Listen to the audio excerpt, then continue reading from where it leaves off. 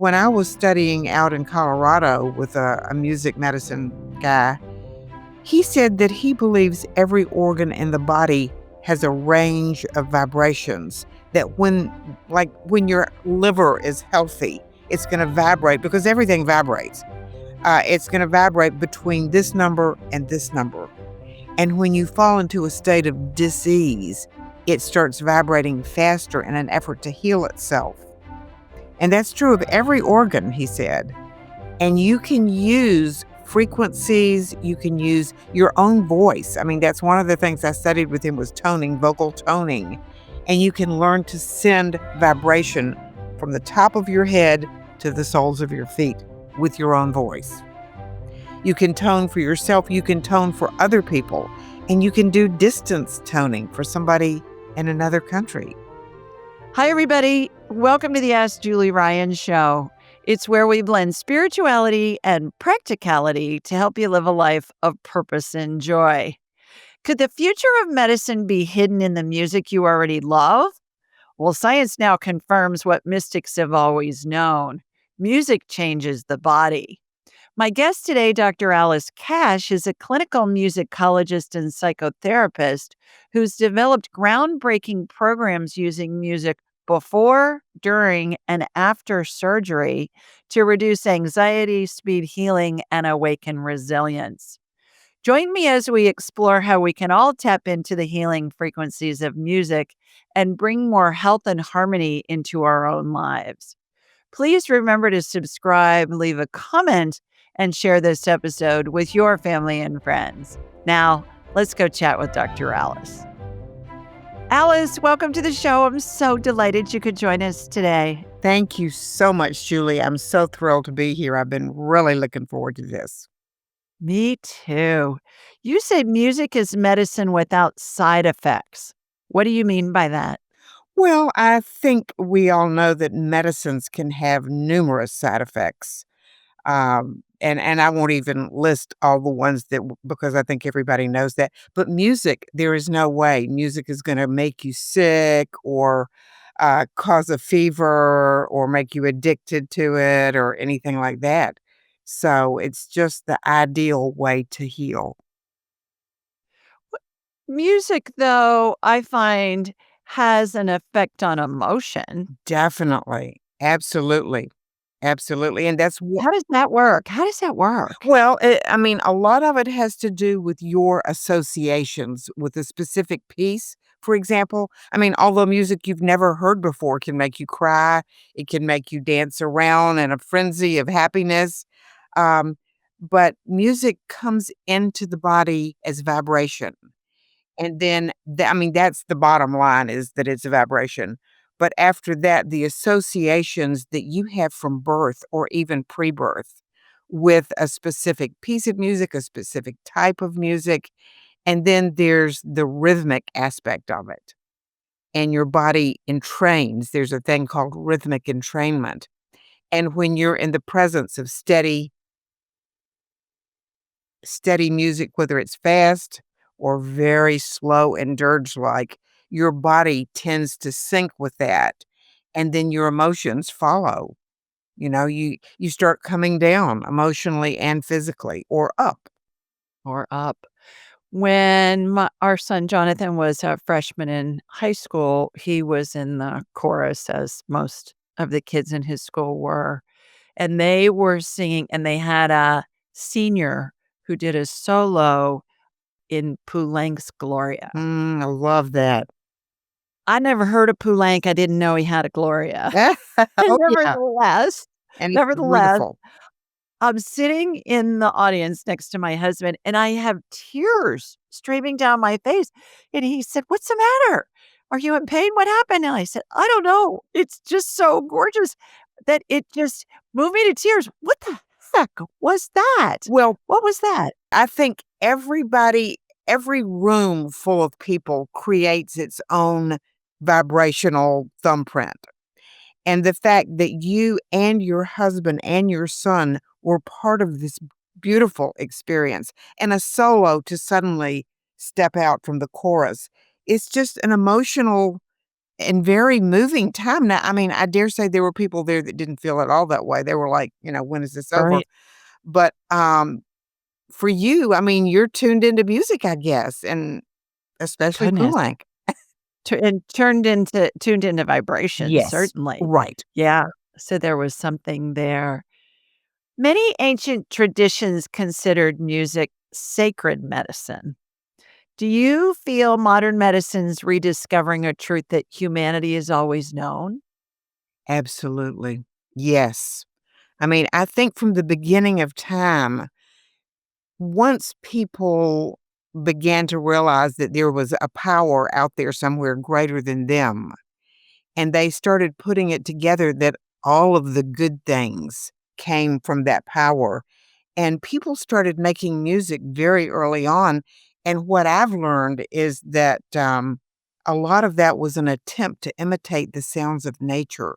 The earliest first music was trying to imitate waves crashing on the shore or lapping the shore, bird Uh-huh. songs, trees blowing in the wind, the sound of pines or palm trees. And I think mothers especially naturally wanted to hum to their babies and lull their babies. And then when religion or spirituality, more likely, began to be a part of their lives, they were like, we want to glorify the person who's given us this beautiful ability and this beautiful sound. And nowadays, every church, as well as, every religion, whether it's a synagogue, a temple, whatever, they have their music that is definitely aligned with what they believe. They repeat that. And one of the saints, I forget which one it was, I want to say Thomas Aquinas, he said, "He who sings prays twice Uh-huh. because of the words and the music." That's the second time I've heard that Really? in 2 days. In 1 day, in 24 hours, and the other person that told me that said it was Saint Augustine. So we'll Hmm. have to look it up Yeah, we'll have to and look see Google it. Augustine or Thomas Aquinas. We had a doctor who I think is the foremost mold expert doctor in the country, perhaps one of them in the world, named Neil Nathan. And he talked about early in his career, he was working on a Native American reservation in the middle of Oklahoma, I believe, and he was in charge of the ICU there at the hospital, and he said he had a patient who was a member of the tribe, and he was very, very sick, and he had sepsis, and nothing was working. The antibiotics weren't working, nothing was working. And at one point, he said they just were beside themselves because they thought, "We're gonna lose this patient." And one of his buddies, I guess, came in and said, "Can we bring in a drumming circle and drum in his room?" And Dr. Nathan said, "Yeah." He's like, "We didn't have anything to Nothing to lose." lose. So he said they came in, and I forget how many people he said were in part of this drumming circle, but he said they drummed constantly without a break for 3 days, for 72 hours. He said somebody would get up and go to the bathroom or get something to eat, but there were always people that were continuing. They never stopped the drumming, which is a frequency on its own. And he said at the end of the 3rd day, the patient got up and walked out of the hospital, and he was completely fine and lived a long life. That is fabulous, and I've heard stories like that, and I do think, we're getting back to that, the pendulum swings and the circle goes round and round, but I think we are getting back to drumming and chanting and toning, and I did study all of that in Colorado and Arizona 3 summers with some of the leaders in that field, and I even had 10 past life regressions with a woman. And in one of Wow. those, I was a drummer, and I was in a jungle, and it was really cool. But, I Yeah, mean, I drumming bet. has been a powerful way of communicating pre-verbal language. I'm fascinated by the solfeggio frequencies and the different frequencies that have been used to heal since the beginning of time. Can you explain to those that aren't familiar with the solfeggio frequencies and what they are and how do they work? How does the body mimic them or connect with them? I always think of like the body synchronizes similar to a metronome Right, rhythmic entrainment. with the rhythm. So explain solfeggio and explain entrainment for us, please.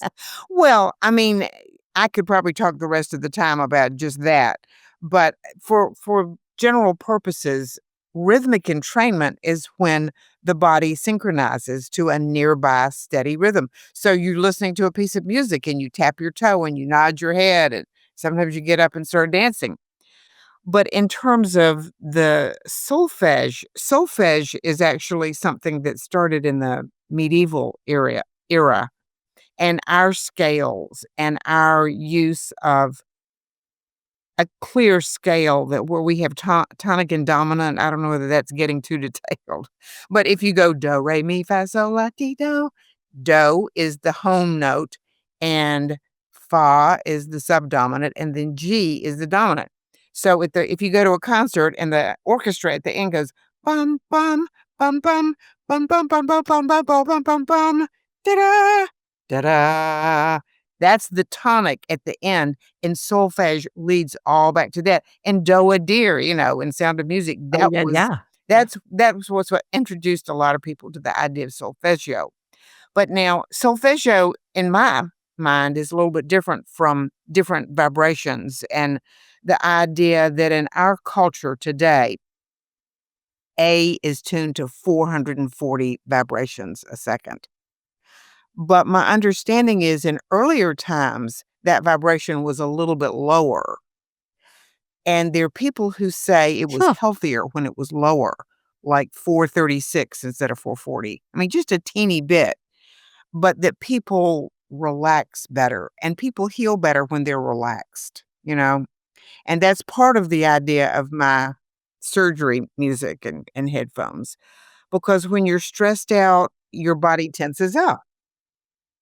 But anyway, getting back to Yeah, the vibrations, yeah. I mean, that's not really my area of expertise, but I read a lot about it myself, and I know that people they have very different opinions about that, about what tuning system is gonna be the best. But the system we use today is A440. And, in an orchestra, I mean, classical music is what I was trained in. Then I went into the music medicine realm, which is very different or fairly different. Right. And I wanna do a deep dive into the music medicine here in a couple of minutes. Where did your passion for music and healing originate? Do you come from a musical family? I was hoping you'd ask that. Yes, I mean, first of all, I have just loved music from the moment I was born, I think. And I grew up in a family that really was not trained musicians, but my father was a minister in South Carolina. And so I went to church every Sunday. And until I was probably 4 or 5 years old, I was in the nursery. And I remember the day a boy came into the nursery to play the piano, to play Jesus Loves Me for us to sing. And I thought, that's what I want to do right there, is play the piano and make music like that. And I love singing hymns in church and I loved hearing the organ. And then I wanted to take piano lessons. And my mother said, you can't take until you're 8 years old because that's what one of the neighbors said was best. You have to wait till you know how to read and can do math and stuff like that. So one of the first days of 3rd grade, which is 8 years old, I was sitting in the reading circle and there was a knock on the door and the teacher went to the door and she came back and she said, "Is there anybody in here that would like to take piano lessons?" And I was, me, mama said I could take when I was 8 years old. So I went downstairs at the school that day and had my first lesson. And I've been playing ever since. I majored in piano performance and got my master's in piano performance. But then as you know, my sister Kathy, I have 4 younger siblings, and Kathy's the youngest, and she started on the cello when she was 8 or 9, I think, and, my parents both had wonderful voices, but they didn't really play an instrument, and, Kathy and I just went all out, full tilt. Isn't that interesting? Did you have ancestors? Both of my grandmothers could play the piano for fun, and I think, my maternal grandmother's mother also had loads of sheet music from World War One that I went through and framed a lot of it. But I think I don't know if you've ever heard of the Moravians, but my maternal grandmother and great grandmother lived in Winston-Salem, North Carolina, where all the Moravians were, and music was a huge part of their culture and brass choirs and vocal choirs and lots of music. So I do think it's in the DNA. And my oldest daughter is a professional violinist in Boston. Granddaughters all play the violin or cello. So we love music. It just makes us feel wonderful and connected. Yeah. Full disclosure, everybody, her little sister, Kathy, is a graduate of my angelic attendant training, and she's an orchestra conductor now and still plays the cello, obviously, but she's amazing, so talented, so she hooked us up. So, Exactly. just full disclosure, that's how all this came about. You discovered music being used during surgery and wondered if it could also be helpful pre and post op. Tell us about your findings. Okay. Well, in 1990, I got a PhD in musicology, and which is research into music. Traditionally, it's research into music history, studying Gregorian chant and early motets and things like that. But in my case, I had a minor in women's studies for my PhD too. And so I did my dissertation on Wanda Landowska and the revival of the harpsichord. Jeez. And I mean, it was wonderful. I loved it. I got to go to Paris for 6 weeks and do research in the Bibliothèque Nationale, and it was fabulous. But I thought I would be teaching in a regular university after I got this. And by a unbelievable set of circumstances, Julie, I can't tell you how unbelievable, but meant to be, I think it was. I went to the music school one night and I saw a notice on a bulletin board that said there are going to be these 3 all-day workshops: music in the brain, music in wellness, and music in healing. And I thought, "Oh, that sounds wonderful," because I had started thinking about music and healing when I was pregnant with my 3 daughters, and I used music in labor and delivery and all that. And so I went to these 3 days of workshops with a wonderful man named Dr. Arthur Harvey. And at the end, I said, "Arthur, this is what I wanna do." I mean, I just didn't realize all that was out there that I could be doing.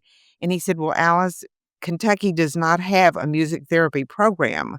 What I'm doing is called music medicine, and that's what you would be doing, and there's not a degree in music medicine." But he said, "Let me think about it, and I'll get back to you." Well, he thought about it for almost a year before he got back to me, and I was thinking I'm gonna have to move to California and teach at a community college or something, and out of the blue, he called me one day and he said, "Alice, are you still interested in working in music medicine?" And I said, "Yes, absolutely." And he said, "Come down here to the medical school right now." He was at the medical school. And It where? In Kentucky? University of Louisville School of Medicine. University of Louisville. And Okay.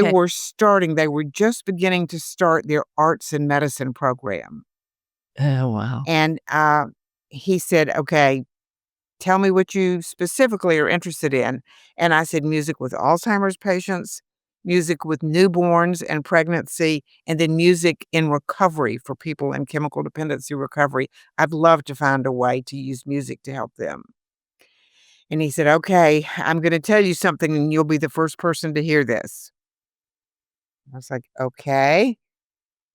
I've just been offered this wonderful job in Hawaii that I would love to take because my family loves Hawaii and we've been there for the past 3 summers. Now I've been offered a full-time job, and I would like to have you take over my job here at the medical school. Wow. And I was like, "Wow, Arthur." Had you graduated with your doctorate in your harpsichord Yes, studies yeah, by that point? yes. And you were you teaching at University of Louisville? No, I was waiting to find a job. I mean, I think I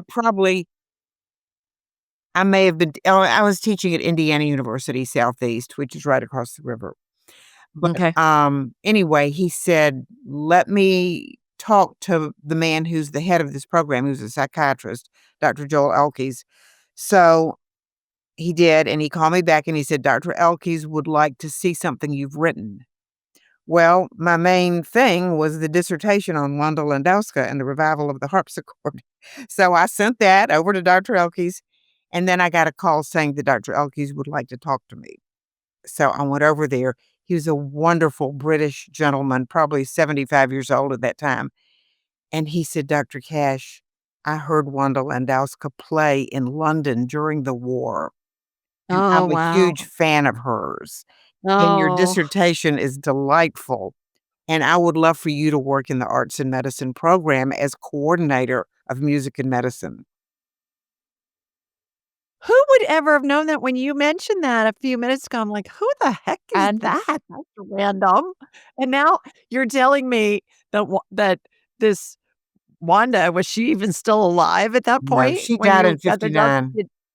So, I'm getting full body goosebumps and feeling teary that Wanda's in heaven helping you orchestrate this. Because I gotta tell you, Alice, the harpsichord and Wanda, together, I'm going, "Yeah, where'd that come from?" It That seems was left that was field. divine guidance. Yes, Yeah. absolutely. Oh my goodness. Wow. So Wow, I so I love that. started in at the medical school, and I realized people were focusing a lot on Alzheimer's at that time, and I began to understand that music therapists, they really don't want you to say that you're a music therapist if you do not have a degree in music therapy, which I do not. So I decided I need to find an area that could use the help of music, but is not being treated by music therapists, and that was surgery. Nobody is doing music in surgery because you can't go in there with a guitar or a flute or a violin. And so that's when I began to put it all together, and I was understanding more and more about rhythmic entrainment, and I was understanding about how anxiety affects the patient before surgery because many people are afraid they won't wake up. And so I started a blog. I've got well over 400 blog posts and writing about anxiety and how it affects your body before surgery, and how music and the power of rhythmic entrainment, if you're listening to slow, steady music through headphones, then automatically your body begins to respond to that tempo, that slow, steady tempo. Your breathing slows down and stabilizes. Your heart rate slows down and stabilizes. Even your blood pressure can stabilize directly as a result of the calming music. So, then another big factor, Julie, that I have to say, I was speaking to a group of holistic nurses here in Louisville, and a nurse came up to me and she said, "Dr. Cash, there is a surgeon down here." I'm not going to say the name of the hospital, but one of our downtown hospitals. And when he's operating, he plays Another One Bites the Dust by Queen. I've been in those OR suites for decades, and the music they play, a lot of Jimmy Buffett they And play, that's fine but for there's them, it but just not it's for the all patient. across the it's all across the board, and it's way more rock, to your point. I've been there, I know that. Right. There's way more rock that's played than, soothing, comfortable music, and it's to keep the vibration high Exactly. so the surgeon can be, you Upbeat know, and energized.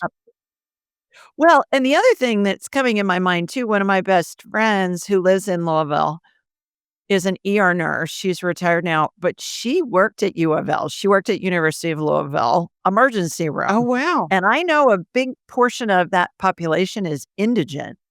So Mm. so you've got people that have challenges Right, it coming was not U in. of L hospital, though, where this guy was. No, I know, Mm. but at U of L where you Yeah. were and doing your testing, I know that patient population in some instances has more challenges than somebody, at another maybe more affluent area hospital. Yeah.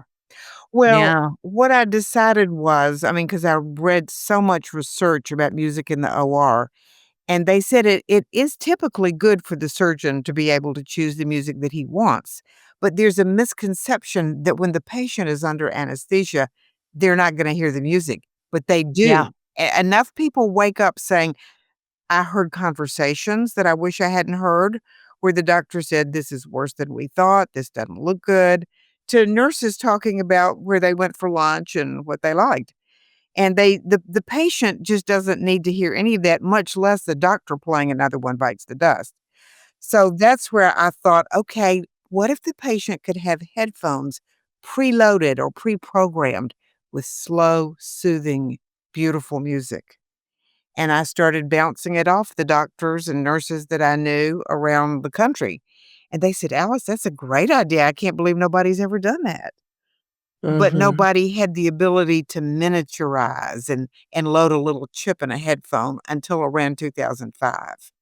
So that's when this was really ramping up, was 2005. And then in 2008, I got the patent on the process and concept. Well, and not just the music that's being played and the conversations that are happening in the operating room, it's just the sounds of the The operating bleeps room. and blips. The bleeps and the blips and the breathing machines and all of that, it's a Mhm. lot. Pretty The instruments clanking. I mean, it's not conducive to calm no, by any not means. at all. Yeah. Yeah. So so tell us what the protocol is. The patient puts the headphones on in pre-op, Yes, they leave them on throughout surgery, and then they leave them on in post-op as well. correct. And do they get to choose what kind of music Yes. genre that they prefer? Yes, because of what we talked about earlier with associations, I didn't want to choose music that was likely to be familiar, because my first instinct was to put, of course, I'm a classical musician, and so I thought, "Oh, well, Clair de Lune and Moonlight Sonata and all of these famous soothing pieces," and then I thought, "Wait a second, no." I have had people tell me if I heard a piece as I was being wheeled into surgery that I played on a recital and had a memory slip, that would not be calming and soothing to me. So I chose less familiar classical miniatures is what I call them. But then I commissioned a jazz trio to do a jazz playlist that has the beat of the healthy resting heartbeat. And, then I have a friend who is a new age composer, Jonathan Goldman in Colorado, and he bestowed on me one of his playlists that has all the qualities that I'm looking for in new age genre. And then I created a playlist of lullabies that could be for anybody, babies through adults. And then I have what I call my memory care playlist, which is for older people who want to hear Tiptoe Through the Tulips and My Merry Oldsmobile and things like that. That's not so much for surgery as it is just for orienting people and giving them something they can relate to and remember. So I have 5 playlists, and, you can go on my website and hear samples of each playlist, and then I have my playlist not only downloaded onto the headphones, but I have, apps of each playlist. So you can go to the Apple Store or the Google Play Store and download one of the apps. Um, but then I have MP3 players too, which are smaller than the headphones. They're less expensive. Um, and I'll you'll talk later about the coupon if people want to get my headphones $100 off. Do they get better results when they have full headphones versus earpods or just, I think the then headphones are the best because they are 100% cordless. And AirPods are cordless, of course, but they do fall out every now and then, well, depending and on then what you got the Bluetooth going on too. between the AirPods and the phone. Yeah, Yeah, and you don't really wanna have a lot Bluetooth is already in surgery with the CyberKnife right. and things like that. So Well, and the staff, yeah, you know, they all have their phones in there too. that's true. Surgeon's not looking at it in the middle of surgery, but anesthesia, I've seen anesthesia looking at their phones. I've Oh, seen the yeah. circulating nurses and some of the other people, certainly not the ones that are sterile, that are in masks and gowns and, you know, sterile gloves, but yeah, their phones in the OR. Well, I think that's the nice thing about the preloaded headphones and MP3 player. There's no signal that's being transmitted in there that's gonna knock something else off. And the thing about the MP3 players is that we are making those co-brandable with the hospital, and then they can give those to the patient afterwards, and it's part of marketing as well as healing. That's brilliant. Yeah, I love that. What is it about those with memory issues when they've forgotten everything else? And we've all seen those videos on Instagram and Facebook where the young gal comes in and she's singing the Ave Maria with a tenor who's in his 90s, who doesn't remember anybody or anything, but he can sing that with her. He knows the words, he's got perfect pitch. What is that about the brain and the memory that is triggered with music? Dr. Elkey's the man that hired me. As I said, he was about 75. And he said, Alice, the first study I want you to do is with Alzheimer's to see why music is so powerful with them because we have loads of anecdotal reports. But I want you to do some empirical studies saying exactly how music does this and how much it does it and how long it does it. So I did actually do a study here at a wonderful state of the art Alzheimer's facility. But what Dr. Elkins told me before I even started that was, he said, when people have Alzheimer's, it's like all of the doors in the brain begin to close. But the one door that stays open is the door to music. Oof. And what we do know for sure is that it's music of your courting years that you will remember when you're in your 80s and 90s and want to hear because it brings back when you're courting, you've got all these hormones running through your body, and then you add the music that you dance to on the weekends or week, and you put it together, and it's very, very powerful. And, people he said the door to music stays open until the very end, and we know that hearing is the last sense to go. Right.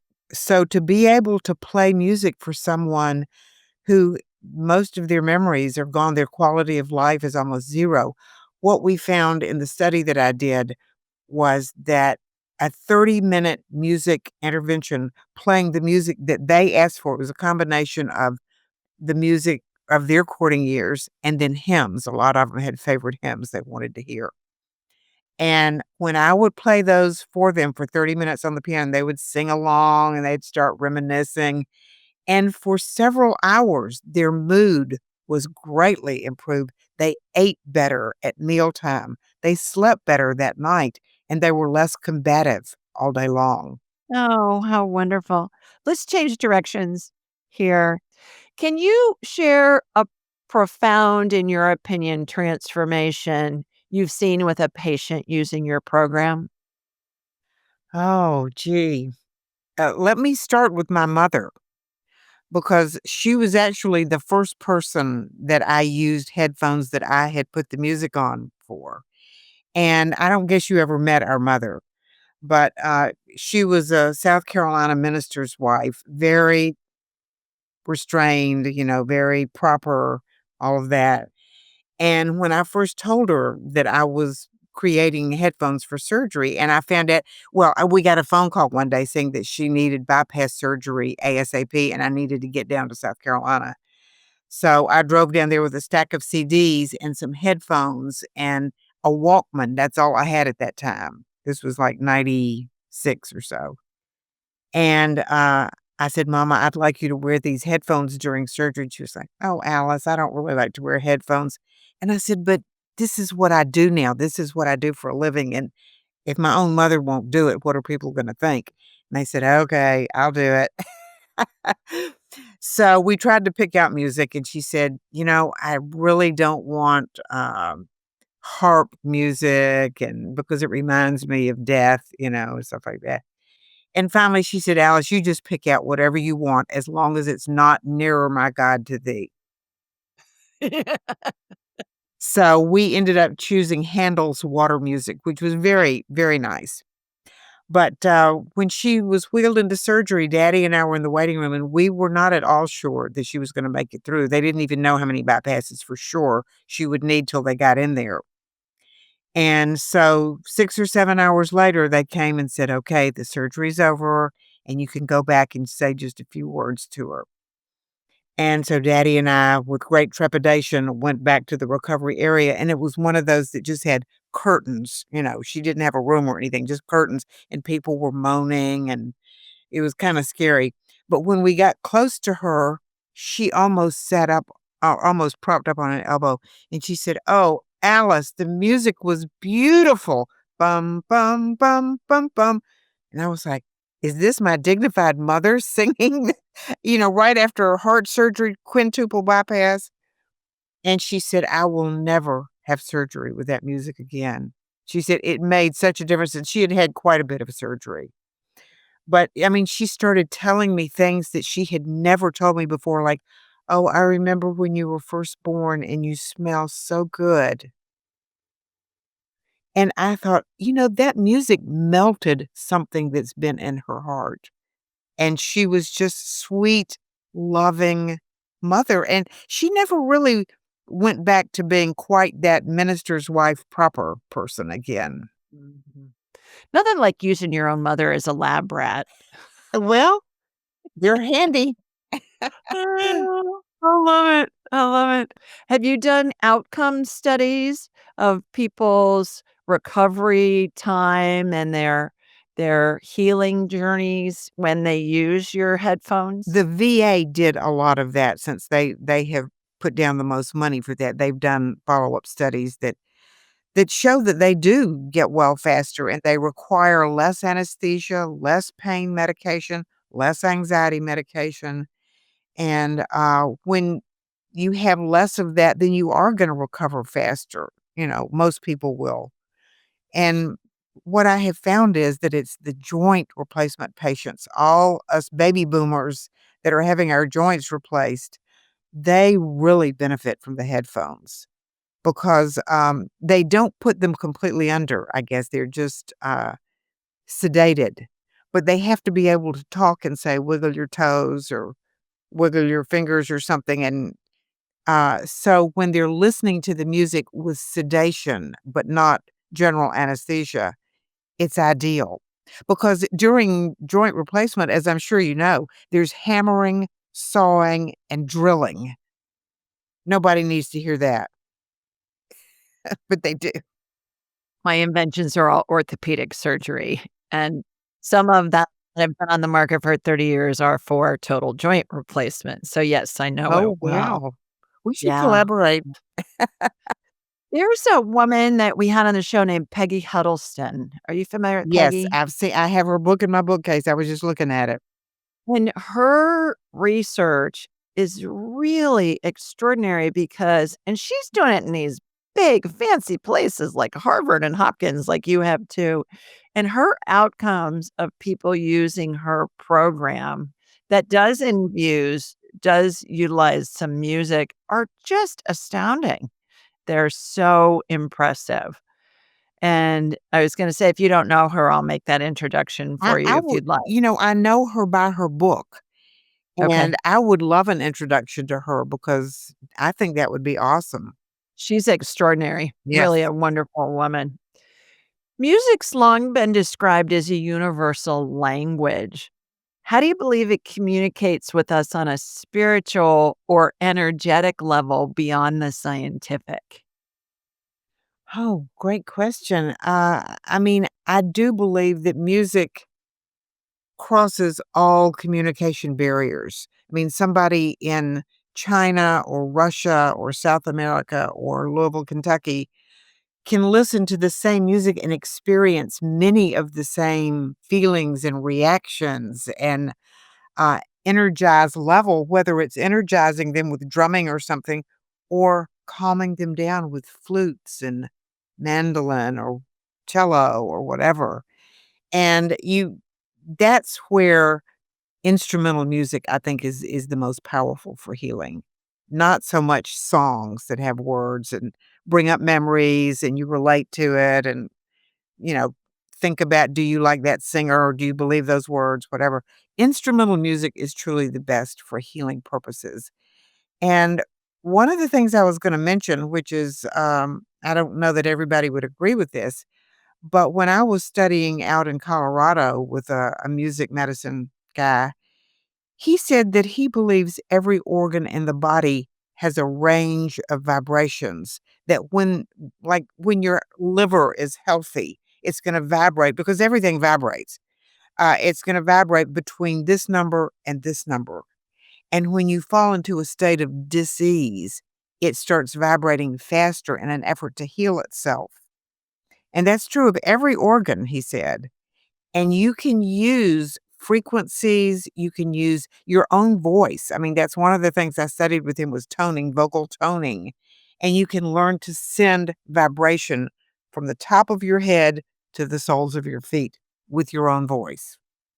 You can tone for yourself, you can tone for other people, and you can do distance toning for somebody in another country, sending them those healing vibrations and visualizing what part of them needs to be healed. I do that every day, but I'm not singing while I'm doing it. Well, you might want to add that. No, you don't need that. But it's a wonderful, amazing, and well documented phenomenon. Isn't that fabulous? Wonderful. What is it about music that connects us to something greater than ourselves, to the divine, to different realms? You talked about past lives. You've done some past life work yourself. What is it about the music that helps facilitate that? One of the things that I wanted to talk about, and you just reminded me, I had forgotten. Do you know about drones? And I don't mean the airplanes that fly around, but a low, repetitive tone, like a didgeridoo, the didgeridoo instrument that ancient healers used. The same tone has a penetrating aspect to it, and a didgeridoo is a big one for that. But a repetitive, low tone is one of the ways that music can put you into a trance, I think, or into a deeper state of meditation or awareness. And that's why people do the om, you know, that's a drone of types. And you can do them instrumentally or you can use your own voice. But that is one of the ways that music takes you to another place, I believe. I have come to the realization that all spirit communication is numbers, it's numerical. And it comes into the brain, and the brain decodes it into images and music and words and sentences and things like that. And I've come to this realization, I would say in the last year or two. Music, I know, has mathematical components to it. I know that people who are good at music are a lot of the time really good at math and vice versa. And I knew somebody who was an HR VP in a publicly traded company with hundreds of thousands of employees. And they said when they were looking for somebody that was going to be in something that had to do with math, they always were looking for people who also were either musicians or composers or something like that. What is it about the numerals or the numbers and the code of the numbers, and how does it relate to music? Music is very mathematical. Right. And the music that we listen to today, all of that music theory started being, um, what's the word, formulated, or they began to understand about the octave and half of a string makes an octave. And I teach my students something about the circle of fifths. So the half steps and the whole steps on the piano and the way chords are created of numerical intervals, a minor third and a major third and a perfect fifth. All of that is very mathematical, and it was figured out back in the Middle Ages and lots of treatises about that. And then now, when we talk about music going from analog to digital, that's a very mathematical process. And so music is very much, I mean, math is very much a part of music Interestingly, I do pretty well with music theory, but don't ask me to do algebra. I mean, that never really connected with me. Yeah. Well, the interesting thing about that is me neither. I always Thank say, you. yeah, language arts girl, even to the point where when I was in the 2nd grade, I guess I just didn't feel like doing this test one day, and it was a multiple choice test, and I just chose whatever. I wasn't in the mood. And so I flunked the test. It's 2nd grade, you can imagine. So Sister Mary Beth, my teacher, because I went through Catholic schools, she had me take my little test home and have both my parents sign it. Not just one parent, both parents. That was a big deal. Yes. And so my parents were trying to persuade me that I needed to know how to add double-digit numbers to double-digit numbers, and they knew I could do it. They knew I just didn't feel like it that day. Mhm. And I remember this clear as day, Alice. I put my little hands on my hips and I said, "Fine, I'll learn what I need to know, but I'm gonna have people that work for me who are really good at math, so I don't need to know all this advanced stuff with math." And they Mm. didn't know what to say to me. I love it. Like, I love it. who's this kid and what planet did she land on? And you know what? In the 9 companies I've founded, I have really good people I and have had bet. over the years who know math. I can read a spreadsheet, I mean, I understand the basics, Right. but I don't understand that complicated stuff, No, and I I don't don't. really understand it. And And somehow I knew that when I was 7 years old. Is that's that wonderful. hilarious? I love it. So, is there anything else that you'd like to add as far as how music connects us with the divine and other realms? Well, I did want to mention that music connects us and joins us toward a common purpose, and that a lot of the music that people do sing in church is about we're one in the spirit, and they'll know we're Christians by our love, or those are the songs that I know. But I was thinking in these turbulent times politically, I think of people joining arms in the 60s and singing We Shall Overcome. And deep in my heart, I know what I believe, and I know we shall overcome. And so many other political rally songs singing these over and over, linking arms with people that we've never seen before, joins us and strengthens us for a higher purpose. Not to mention at concerts. My favorite concert in my whole life was in the late '80s at the Hollywood Bowl, and it was Burt Bacharach and Dionne Oh, Warwick. how wonderful. Everybody in the audience knew the words to every song. There were 25,000 people singing those songs. It was one of the most magical things I've ever experienced, and it wasn't holy music. I mean, Right. it What the was world needs Burt now is Bacharach love, music. sweet love. Well, true. Good point. Yeah, yeah. But, "What's New Pussycat?" we sang and stuff like that too, Right. but I agree with you when a lot of people are joined together and they're singing. When, The Preacher's Wife with Whitney Houston was I filmed. love that. Yeah, I that's a great love that movie, and movie. Penny Marshall, the late Penny Marshall was the director, and Mhm. I heard her give in an interview, she told this story. She said, "I'm a Jewish girl from the Bronx or Brooklyn," or wherever she was from, and she said, "They're singing this gospel music, and I'm yelling, 'Cut, cut, cut.'" She said, "It'd go on for another half an hour." And she said the vibe and the spirit in the building Yes. it was like blowing the roof off. Beautiful. Oh, I love that And movie. she had great stories about that. Yes. Changing directions.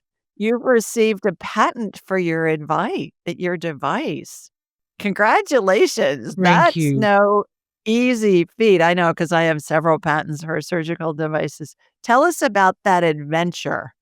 Well, I guess I had had this idea. Actually, it came to me, Julie, like a flash of lightning. I was at a conference that was in Cancun, Mexico, and it was put on by the National Speakers Association, of which I'm a member, and it was about innovation. And we were supposed to think of an idea that would help lots and lots and lots of people, but no one had ever done before, and it would be something easy. And the teacher was a inventor himself who had numerous patents. And he said, think of the guy that invented the cardboard collar for a hot cup of coffee. Oh, You know, he's on a beach somewhere retired, and they're cheap to make, and they have revolutionized the coffee industry.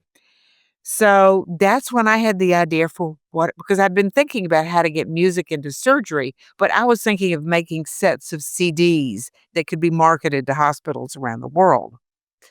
And I thought, wait a second, what about headphones that you could just put a little chip in that would already have the music that you need to calm the patient?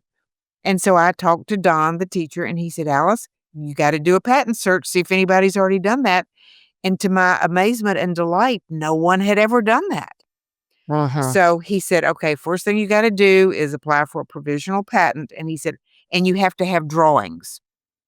So he luckily was an engineer and he was able to do all the drawings. And I explained to him exactly how it would work.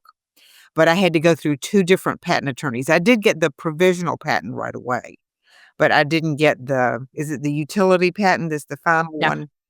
Mhm. I got that in 2008, and I will never forget, I was at the movie theater, and I left during the movie to go to the ladies' room, and I saw my phone, there was a message, and it was from my patent attorney, and he said, "It went through today," and I said, Congratulations "Thank on you, that. thank you." Where do you see music medicine in 10 years? Do you think it'll ever be a standard of care? Absolutely.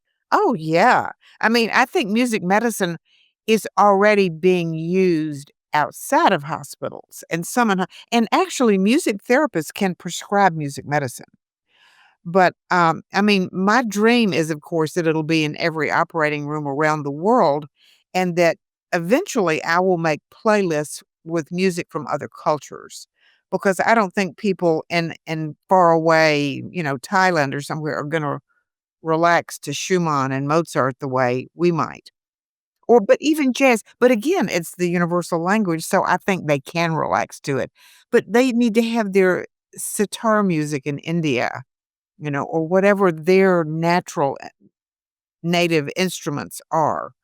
And I think one day it will be everywhere. And I believe, if I'm not mistaken, Edgar Casey said music will be the medicine of the future. Wow, I hadn't heard that, but that's a big statement Yeah.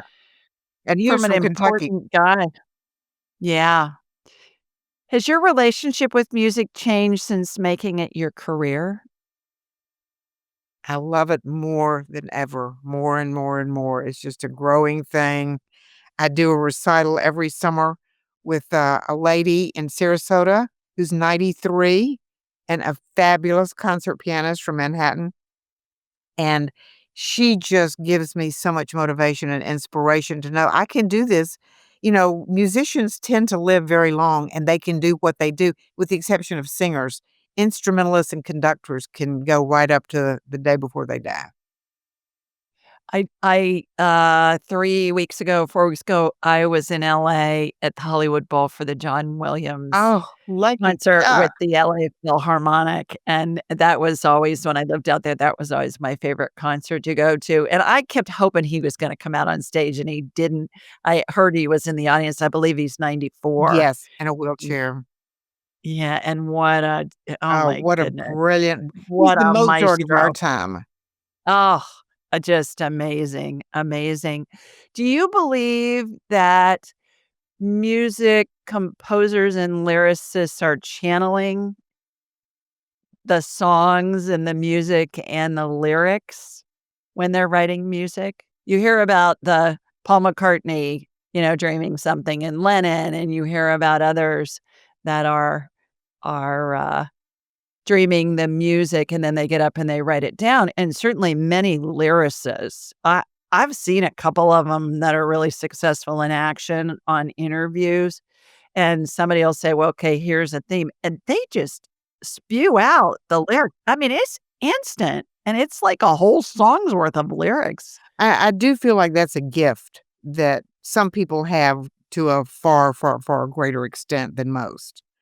I mean, as I said, the idea for the headphones came to me like that at that workshop. Yeah. It just So do you think you channeled that? Was that divine it it guidance? it seemed that way. It felt that way, like God just put this idea in my head. Yeah. I agree. I agree with that. What's a song that always lifts your spirits? Oh, well, there's so many. Oh my goodness. I do love hymns, even though I was a rebellious preacher's daughter. In my old age, I do love a lot of the hymns. Like what which are some of your favorite? Oh, I was just playing some hymns before we started talking today just to kind of calm myself and focus myself. And I was playing one called Lord Speak to Me that I may speak. I don't know, you know that. It's on the piano. And the other one on that page was There's a Sweet, Sweet Spirit in This Place. That's not one we sang growing up. That's kind of a new hymn. But I really like that. I could open the hymn to any two pages and love both of them and get something. And when I'm going to sleep at night, a lot of times I'll be singing a hymn without even realizing it. I'll be singing myself to sleep. There's an old gospel hymn called Softly and Tenderly, Jesus is Calling, Come Home. And I mean, that may sound kinda scary or gloomy to some people, but I love to me, that is so comforting to hear that. And, Wonderful. during COVID, I listened to the Mormon Tabernacle Choir a lot. Every Sunday morning, I would listen to the Mormon Tabernacle Choir, and that is the most amazing group of people. So beautiful, everything they do. I mean, it's like 500 people, and a full orchestra. And that organ, And that pipe organ. organ, oh my Oh, 14 or so keyboards. I mean, it's just yeah. unbelievable. But that was such a comforting thing to me. And if I ever feel scared or whatever, I can go to the Mormon Tabernacle Choir and just listen to them for 30 minutes, and I'm just like, all is well. There is nothing in the world that I can't handle." I always enjoy watching their Christmas specials Yes. when they're on. They do a marvelous job with their Christmas specials. Last question, Dr. Alice. Why do we incarnate? Why do we incarnate? Oh, well, I feel like incarnation is a gift, for one thing. And every lifetime we go through, we're just supposed to be making the world a better and better place and enjoying the process as we go through it and try to help as many people as we can. And we're not expected to be perfect or anything like that.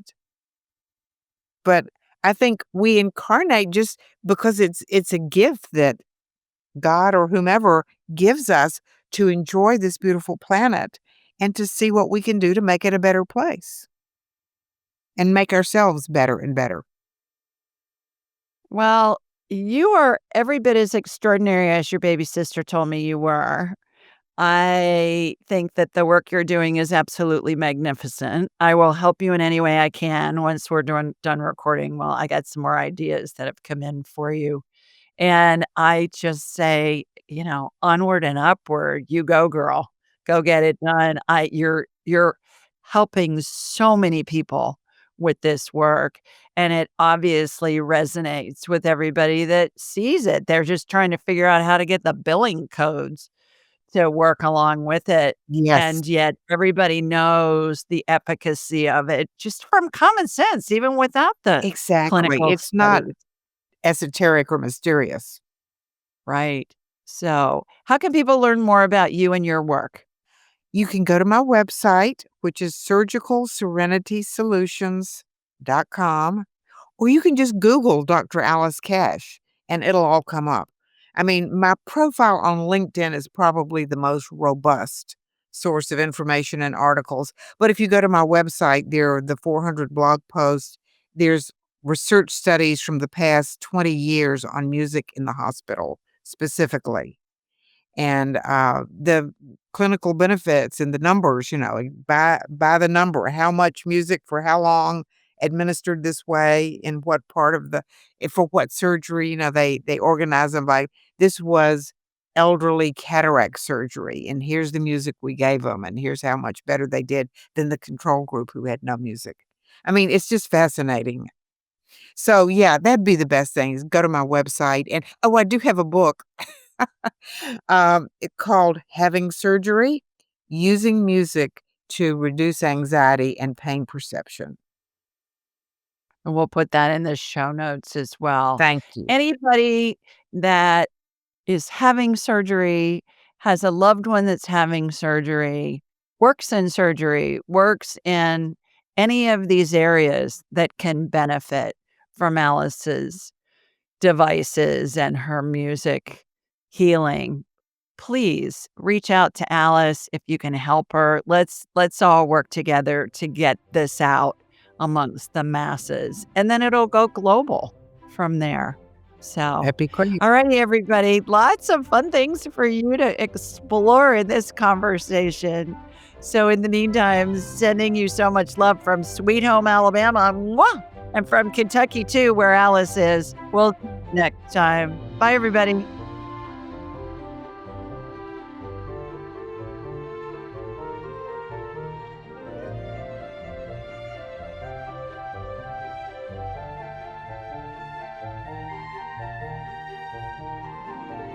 To enhance your spiritual journey, click on one of the videos below and remember to subscribe, leave a comment, and share this episode with your family and friends.